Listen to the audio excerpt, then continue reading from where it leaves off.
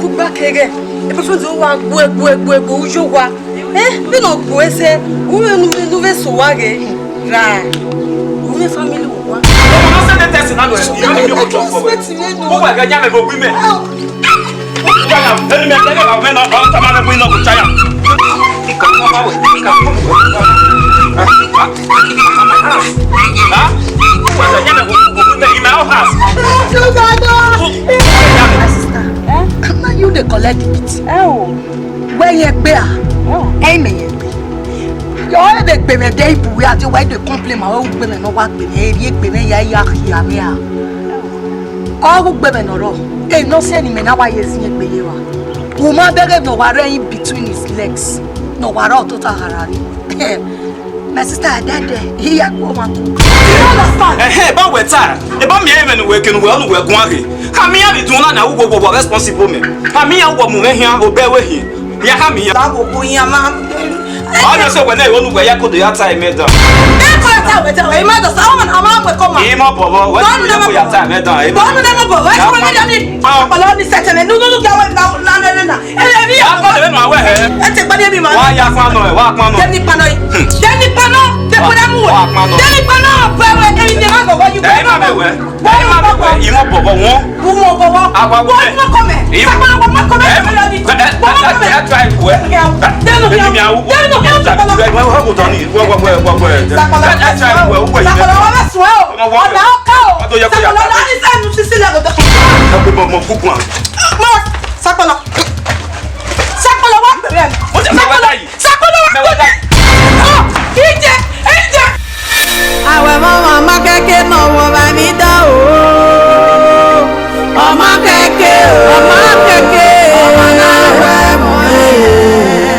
Ọmọ keke na we mi ko. Awe mama keke no wo ba mi da o. Ọmọ keke o. You understand? Obe back on you akpi kode. You go along with that. Yeah, I will have it. I will have it. Okay, la. Wo ba go la wa.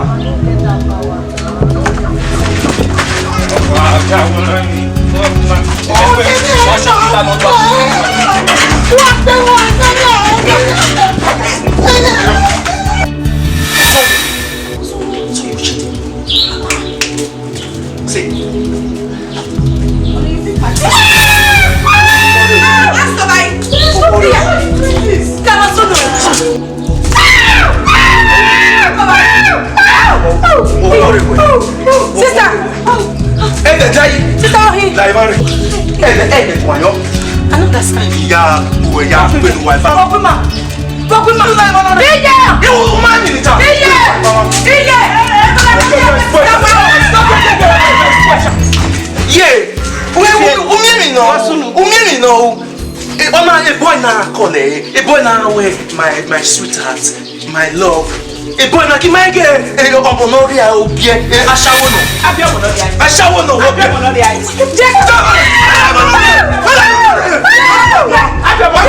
Ashawo no. Ya ti wuche.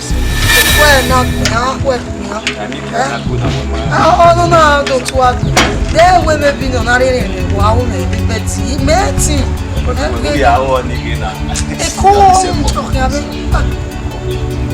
Okay, we understand. If we very much, I'm you back back again. They not we. You want me message? No, give me message. You must go any. Boss, need where am I when I will? Amen. I just said they give. Oh my, I said they give. Why? Okay, Nina, why we need makeup for? Yeah, makeup. Eko ya me. Akia, wa so bita na ogwalo menu an here. La se mi e. Iya orege. Ina owere. Aru eso ma mi kan ti awe mo. Opo nu wewe mo e. Na gbe o. Na fie mi o ra. Na gbe wa. Iwe we mo ma no. Na gbo wa sanyo o. Awe mo ma no. gbé sọ wú. Àwẹ̀ mọ́mọ́ náà lé níbi náà wọ́n ẹ̀ka èèyàn wọ́n wé gbé sọ wó. Ọ́nì rí èèmọ̀ àwẹ̀ mọ́mọ́ ó dá yìí ṣe.